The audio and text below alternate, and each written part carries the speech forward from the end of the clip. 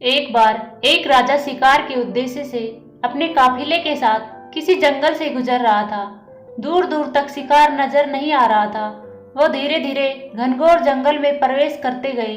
अभी कुछ दूर गए थे कि उन्होंने कुछ डाकुओं के छिपने की जगह दिखाई दी।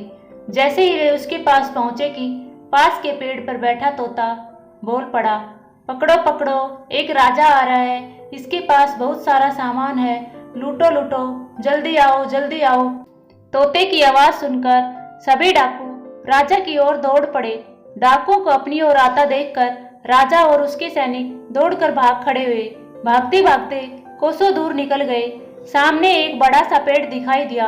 कुछ देर सुस्ताने के लिए उस पेड़ के पास चले गए। जैसे ही पेड़ के पास पहुंचे कि उस पेड़ पर बैठा तोता बोल पड़ा, आओ राजन, हमारे साधु महात्मा की कुटी में आपका स्वागत है। अंदर आइए, पानी पीजिए और विश्राम कर लीजिए।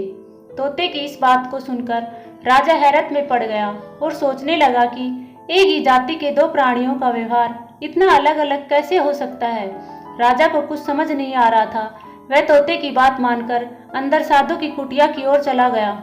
साधु महात्मा को प्रणाम कर उनके समीप बैठ गया और अपनी सारी कहानी सुनाई और फिर धीरे से पूछा, ऋषिवर, इन दोनों तोतों के व्यवहार में आखिर इतना अंतर क्यों है? साधु महात्मा धैर्य से सारी बातें सुनी और बोले, ये कुछ नहीं राजन, बस संगति का असर है। डाकों के साथ रहकर तोते भी डाकों की तरह व्यवहार करने लगा है और उनकी ही भाषा बोलने लगा है। अर्थात जो जिस वातावरण में रहता है वह वैसा ही बन जाता है। कहने का तात्पर्य यह है कि मूर्ख भी विद्वानों के साथ रहकर विद्वान बन जाता है और अगर विद्वान भी मूर्खों की संगति में रहता है तो उसके अंदर भी मूर्खता आ जाती है। इसलिए हमें संगति सोच समझकर करनी चाहिए। उम्मीद करती हूँ कि दोस्तों कहानी पसंद आई होगी। कहानी पसंद आई हो तो लाइक और शेयर करना ना भूलें और चैनल पर नए हो तो सब्सक्राइब जरूर करना। धन्यवाद दोस्तों।